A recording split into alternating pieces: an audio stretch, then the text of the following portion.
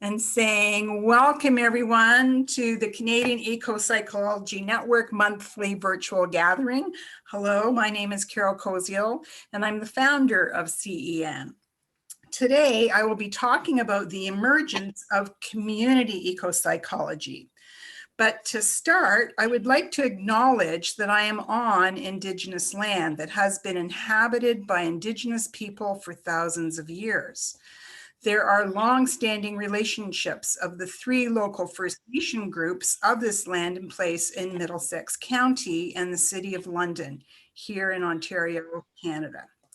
These groups are the Chippewa of the Thames First Nation, part of the Anishinaabe, the Oneida Nation of the Thames, part of the Haudenosaunee, and Munsee Delaware Nation.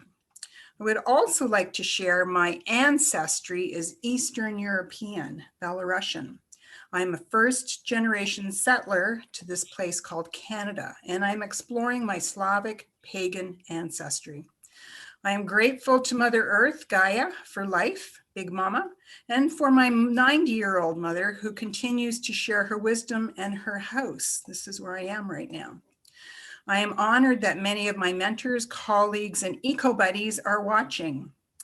This talk about community ecopsychology will be a collage of concepts, first looking at what the elusive word community really means, then review some information from the field of community psychology, and ending up with a couple of examples of new and established community ecopsychology efforts. Okay.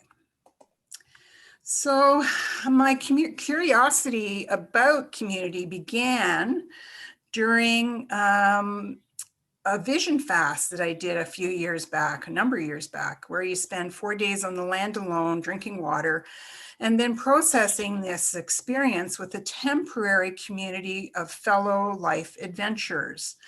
The experience was profound and catalyzed the start of some deep healing from decades-old traumas. When the event was complete and I re-entered, as I my not so affectionately termed silly bugger society, I felt a different kind of trauma, that of total disconnection. This process repeated many times over the years. I would go to do a nature-based something or other, and then I would end up coming back to silly bugger society.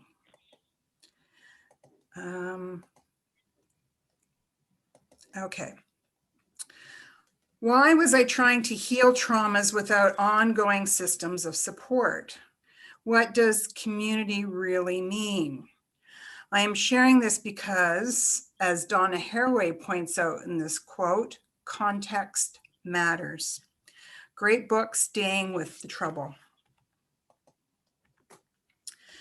So as a way of a bio, when my youngest son moved away for university about 12 years ago, I started a journey of different living experiments. I transitioned from IT and business consulting into personal coaching and living systems team coaching. I'm a professional certified coach. I noticed that people responded more positively when we worked outside. Other things that I did is I worked with Joanna Macy and became a Work That Reconnects facilitator. I studied permaculture and earth activist training with Starhawk.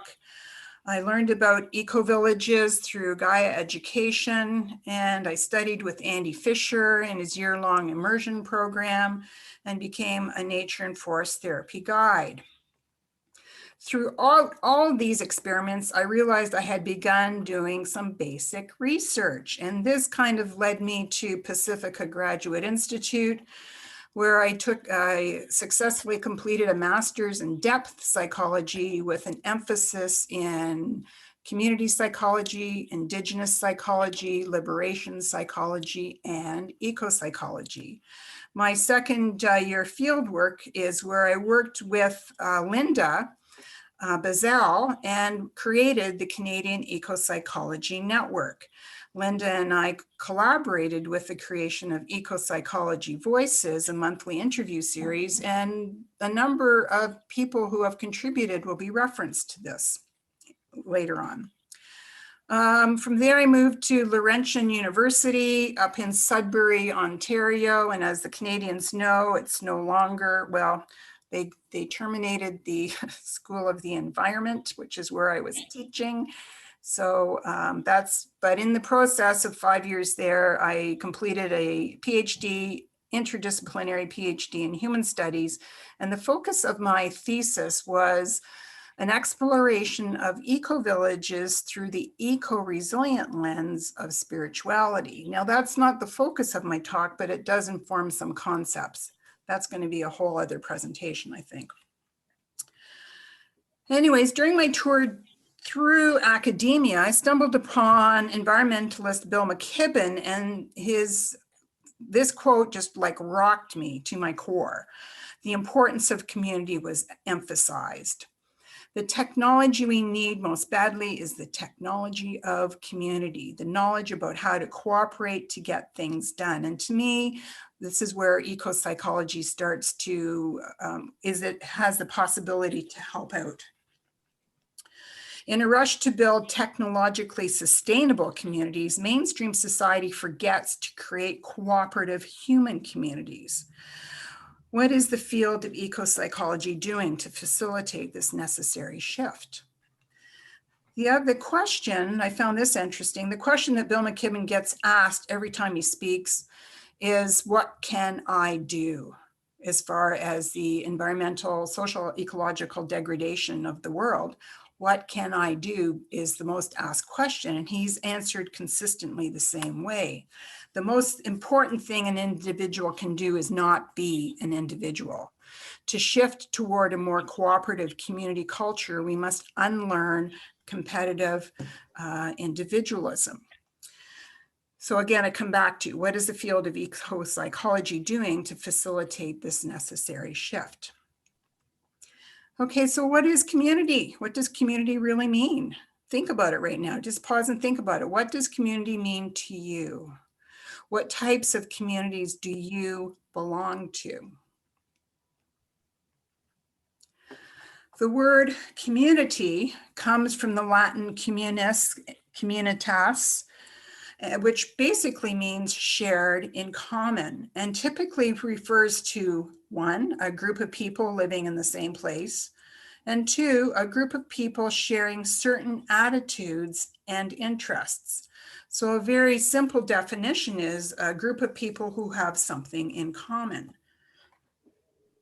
Diving into this a little bit more, though, I found this, I worked with this Bradshaw piece about Gemeinschaft, community, German concept, Gesellschaft, which loosely is society, and then post-place communities. And so from Gemeinschaft, we have rural and small towns, but this also includes like intentional communities and eco-villages, nature-based communities, and indigenous communities. And Gesellschaft is large, society is abstract, it's hard to put boundaries around. And then we have post-place communities, which are global and virtual. If we look at the participation within each of these communities, the communities, place-based communities, there's a one community, there's a togetherness, whereas society is a larger, complex collection of individuals. And then post-place communities are, there's many. Under stability, place-based communities are very stable, society is transitional, and then post-place is very fluid and dynamic. The social capital within place-based communities are strong ties. Everyone knows everyone else in a small town. In society, there is a combination of strong and weak ties. And in post-place communities, it's weak ties. You just have to go on to your Facebook account and see how many groups do I belong to and how many do I visit, and who, you know, you're coming and going and going and coming. Interaction in place-based communities is face-to-face. In society, it's face-to-face and non-physical, and by that means the old-fashioned telephone, mail, other ways of meeting. Post-place communities is virtual, it's electronic. And then identity is more of a residence, a place, whereas society is residence and work. And post-place communities are relationships in networks. So I'm mostly interested in talking about this, the community. Now, I want to bring this up because it's going to pop up in a couple of places later on when I give some examples. This is the whole concept of sense of community. And there's 4 characteristics to a sense of community. And you guys might know this already, but the first is membership. And this includes boundaries, emotional safety, a sense of belonging and identification, personal investment, and a common symbol system. Number 2 is influence. And this is interesting because influence works both ways. Members need to feel that they have some influence in the group, and some influence by the group on its members is needed for group cohesion. The third is integration and fulfillment of needs. Members feel rewarded in some way for their participation in community. And then the fourth is shared emotional connection. And this is the definitive element for true community. There has to be a shared emotional connection, and it includes a shared history, or at least identification with the history of the community. This is from the work of Macmillan and Chavez, and they have a whole scale. But wait, we are eco-psychologists. There must be more than just human communities. So there's the concept of community ecology. In ecology, a community is a group or association of populations of 2 or more different species occupying the same geographic area at the same time. Community ecology is a study of the interactions between species and communities on many spatial and temporal scales.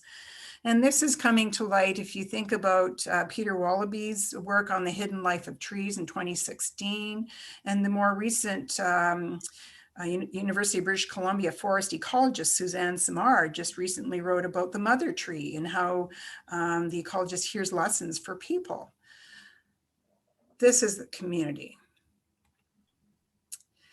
And then as eco-psychologists, we have learned to acknowledge human and more than human communities.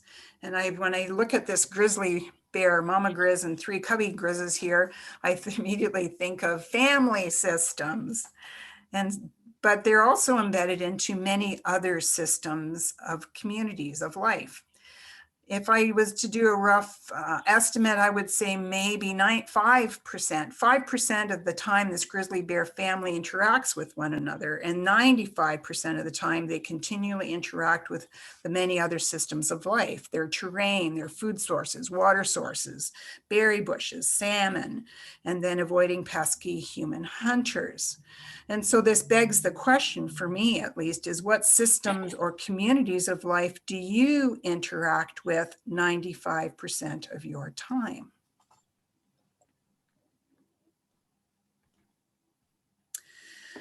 Also, we must consider communities of invisible ones. And here, nature spirits, or elemental beings, as they are also called, exist throughout the world in all countries, geographies, and cultures. They are the elves, goblins, brownies, leprechauns, and what are generally called the wee folk in folk legends. They dwell in natural places in old forests, running brooks, deep oceans, and high mountains. In some cultures, these beings are well known, and in others, almost lost or forgotten. The Maori of New Zealand call them the people of the mist. In Japan, they are called kami. In Ireland, they are called the Sidhe. Simply acknowledging the existence of nature spirits, elemental beings, and energies outside of our awareness will catalyze a deeper sense of community. And finally, we can't forget about all the communities of future generations, both human and more than human. What we do today will have immediate and long-term impacts socially and ecologically. And this image is actually from a documentary that's working in process that sounds pretty amazing. So, has your definition of community changed or has it stayed the same? This is one of my favorite Andy Fisher quotes because it emphasizes a holistic definition of community. The work of ecopsychology is to help us come out as human beings. To come out is to say, yes, this is what I am, no apologies. A human being is a servant of nature, a plain member in the community of all life. For me as well, I am reminded that to be an ecopsychologist all the time, not just when I am working in the consulting room or on the trail doing a walk and talk. I am an ecopsychologist. How am I being in service to communities of life right now?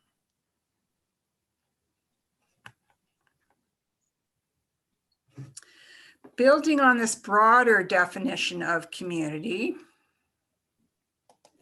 perhaps there are a few more things to be learned from the field of community psychology. So this is from my community psychology textbook by Nelson Perlatensky, and you can view it as a spectrum with eco-psychology having the ability to draw from both, in between. So there's traditional psychology and community psychology. For level of analysis is interpersonal microsystems. Community psychology looks ecologically at micro, meso, and macro systems. There's the definition of the problem is different. In traditional psychology, it's individualistic philosophies. And in community psychology, it's framed in terms of social context. The whole method of intervention, the focus, timing, and types of interventions is different as well. In traditional psychology, it's deficit problem focused, and it's remedial or late intervention, and it's a treatment rehabilitation kind of focus.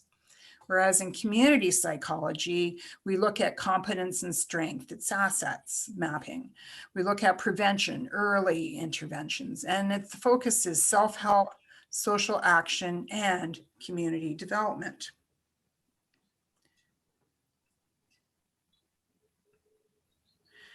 Okay, sorry, I just had to pick up a message there. Now, there's a difference in between the role of client and role of professional as well. The client in a traditional psychology complies with the treatment, and the treatment is delivered by an expert. You have to be a licensed practitioner. In community psychology, the client has an active choice and there's a certain amount of self-direction. The professional is usually a collaborator in the process, both scholar and activist or even volunteers. So there's a difference between those two as well. And then finally, the ethics. Traditional psychology focuses on individual ethics, its value neutrality, and tacit acceptance of silly bugger society, of the status quo. Whereas community psychology looks at social ethics, it looks at emancipatory values, and it also looks at social change. And I believe that as this is a spectrum, and eco-psychology needs to be on the spectrum as opposed to sliding right into traditional psychology. So the work of Anthony Nadeau, and Garrett, I'm sure you'll correct me at the end of the session, eco-psychology and community work. Some people have started to actually do the work of marrying community psychology and eco-psychology principles and demonstrate how they can be merged into a theoretical framework which fosters participation, collaboration, resulting in individual and collective growth. And that's what I believe community eco-psychology, the gift of it is, individual and collective growth and empowerment.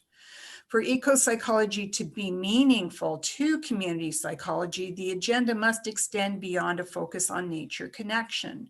It must be emancipatory and address social justice concerns of community as well.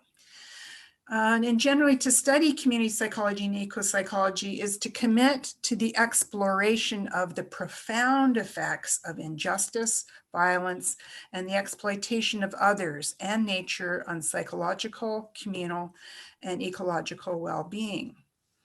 And the case study that this came from was the USICO project. Again, Garrett will correct me. In Jamestown, it's a 2,000 population of 2,000. It's a small peri-urban community in the Stellenbosch district, I think in the Western Cape in South Africa area. It began around a health hub, but it began as a grassroots effort and emerged from volunteers to evolve a youth development program that intentionally sought to integrate wilderness-based activities into an Indigenous rites of passage program based on local values and cultural consideration. Local values and cultural consideration. No cultural appropriation here. So volunteers were trained, adult volunteers were trained as mentors to support the staff and the youth. And the happy byproduct of this, the hidden surprise, was an extremely strong community evolved, as well as strong relationships between the mentors and the mentees. This resulted in an amazing sense of community identity. It was a win-win-win. This is an example of community-based participatory action and which changed the lives of both youth and adults, individuals, and the whole community. And I just want to shout out to, we did a CEN presentation with Ryan Daniels about the rites of passage, and then Peggy Ayer's work on cultural appropriation for cross-reference to this. So I want to do a sideways step here into ecotherapy land, because ecotherapy sits on top of ecopsychology. So what does an community ecopsychological approach to ecotherapy look like? Well, we all know, or we should know, the work of Linda Bizzell, who's also done sessions for us. She's written many times about levels of ecotherapy. And we know level 1 is basically using therapy as an extension to our consulting room, where the nature setting catalyzes change.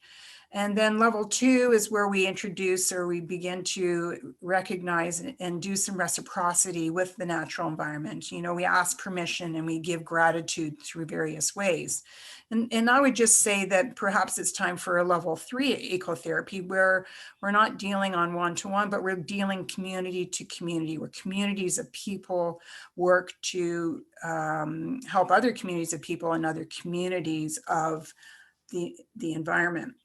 And for an example of this, I'm going to go to the recent Academy Award winning documentary, My Octopus Teacher. If you haven't watched this, it is amazing. And so level 1 here was how this burned out filmmaker went to an ocean sit spot. I'd love to be sitting on the ocean to slowly thaw out from burnout. And then level 2 starts when he starts seeing the world and noticing the bigger community of life in that kelp forest, and also connecting with the sun. And then level 3, where he actually starts the Sea Change Project, a community, and not only just himself, but building a community to protect and work with the community of the ocean. And so the Sea Change Project is a community of scientists, storytellers, journalists, and filmmakers dedicated to the ocean. Their work is motivating scientists, policymakers, and individuals to engage meaningfully with nature and protect the oceans. To me, that's very simple, in my simple mind anyways, a 1, 2, 3 kind of example. Another example is Trebbie Johnson's work, Radical Joy for Hard Times, and their mission is to give people the opportunity to deeply connect with natural places that have been damaged through human or natural acts. We don't always connect with pristine nature. Their nature is all around, scarred and intact. So spending time in wounded places, people are exposed to difficult feelings of loss and guilt. They listen to the land and to one another and open up to the possibilities for finding and creating beauty there. And we did a wonderful interview with Trebbie Johnson. We have a replay of her. And then, of course, there's Phoenix Smith as an example of community ecopsychology. She started the Alliance for Ecotherapy and Social Justice, which is a group created to share, discuss, and learn about the importance of ecotherapy and nature and health practices that integrate social and ecological justice. And there is an Ecopsychology Voices replay we did with her last few months. So I can't help but mention here the work that reconnects, which has been around for decades. And this is based on the work of Joanna Macy. The work that reconnects helps people discover and experience their innate connections with each other and the self-healing powers of the web of life, transforming despair and overwhelm into inspired collaborative action. And the spiral here on the work that reconnects is very powerful, grounding in gratitude and not being afraid to dive into our pain for the world, emerging by seeing things differently and then going forth. It's this going forth piece that I believe we need to expand. The late elder Ken Goodwill says that there is a teaching in every part of creation, and it's our task to find it, learn it, and apply it. And it's the application of the learning to individual and community. An example of this is the Plant Mentorship Collective in California. We did an interview with Julie Cordero Lamb, who is a traditional Chumash herbalist and the founder of the collective.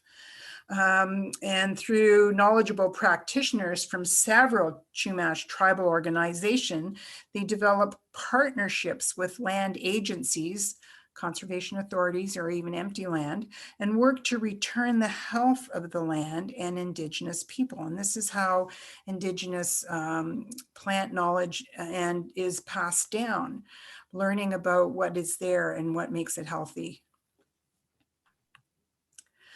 So in a total different tact, I'd like to say that it's community ecopsychology can be urban as well too. And this project, the City Repair Project, was actually started by an architect, Mark Laitman, in Portland, Oregon. The City Repair Project facilitates artistic and ecologically oriented placemaking through the projects that honor the interconnection of human communities and the natural world. And this is a wonderful little story. It's totally grassroots. At this kind of four corners in a little neighborhood, people came together and said, how are we going to stop people zooming through this neighborhood, through this intersection? And you can see there's a children, a fluorescent sign there that says children ahead, like slow down, and they weren't. So they decided to paint a big flower in the middle of the intersection. And predictably, this slowed the traffic down. Unpredictably, what happened was that it became an ecologically oriented place. They made place, and it became a pop-up kind of a community hub. And they apply for permits to block the streets off and have community events here. And this kind of grassroots placemaking is emerging all across Portland and into other areas. I believe there's a project going on in Calgary, Alberta. So community ecopsychology isn't just for psychologists. This is an architect starting this program. And then I have to mention Rob Hopkins from Totnes, UK. He just wrote a great book, From What Is to What If. Have an interview with him as well. And they've been going strong since 2005. It's a movement of communities coming together to reimagine and rebuild. It is about communities stepping up to address the big challenge they face by starting local. Every community has local issues. Every community is different. And what I like about the Transition Network, and I do facilitate some programs for them using the Work That Reconnects model, is that they have identified an inner transition that's required as well too. An inner transition is about creating healthy culture at all levels of scale, starting with personal to group and the culture within the communities. Also the world and the ecosystem. So the Transition Network, their programs, I would consider another example of community ecopsychology. And then finally, I have to speak about the Global Eco-Village Network, which I know quite well now after spending a few years studying them. And just as a general introduction, eco-villages are rural or urban communities that are consciously designed through locally owned and participatory processes in all four dimensions: social, ecological, cultural, and economic, to regenerate their social and natural environments. And the mantra is think global, act local. And I have to say that the most resilient eco-villages I visited, and I visited 20 different communities in 7 different countries, and the most resilient communities that had this hard to describe, a peacefulness about them, a happiness about them. They had bounced back from problems. One almost went bankrupt, another almost was blown up by the government. It was, and they work, and I always wondered why aren't they freaking out with eco anxiety about the environment crumbling around them? And it's because they are doing the work. The work is day in and day out, 24/7. They work on their own personal development. They work on their personal relationships in community. They work on networking to broader communities within the region. They work to steward the land on a regular basis. There's this ongoing work. It's just, this is the work, connecting to life. Then there's also a generic spirituality, I'm just going to leave it at that, without any dogma or whatever, that also binds the community together. And that's another whole topic, but I just want to mention it here right now. The other piece about the Eco-Village Network I want to illustrate is that last year, the executive director of the Eco-Village Network, a very charismatic leader, stepped down. And what the network did was reconfigure from a hierarchical leadership model to a collaborative circular model of shared leadership, which is, goes along with this circular economy as well too. And so there's more eco and less ego. And when I think about all of the people in the field of eco-psychology, I think that the days of the charismatic leader, the fatherly figure who's got words of wisdom for us, is outdated. It's stale dated. And I don't know about you, but I'm noticing more panels, more collaborations, more intersections of lots of different ways of thinking coming forth at this time. To me, that's an indication of a community eco-psychology. So in conclusion, I'd just like to wrap up to say that many of us are tempted to address trouble in terms of making an imagined future safe, but staying with the trouble requires learning to be truly present. And I just want to say that there are lots of tons of other examples of community eco-psychology, but the bottom line is that community eco-psychology is about connecting with all communities of life, human, more than human, seen and unseen, catalyzing individual and collective health, empowering transformational change to be in service of all life. At this point in time, I have to acknowledge that there are no clear answers to the complexities of community. They are grassroots that emerge from the needs of those group of people.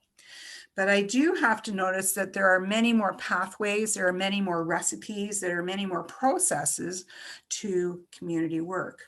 And I would just like to invite everyone to consider staying with the troubles we face by embracing more community efforts in your eco-psychological ecotherapy work. And now I am complete.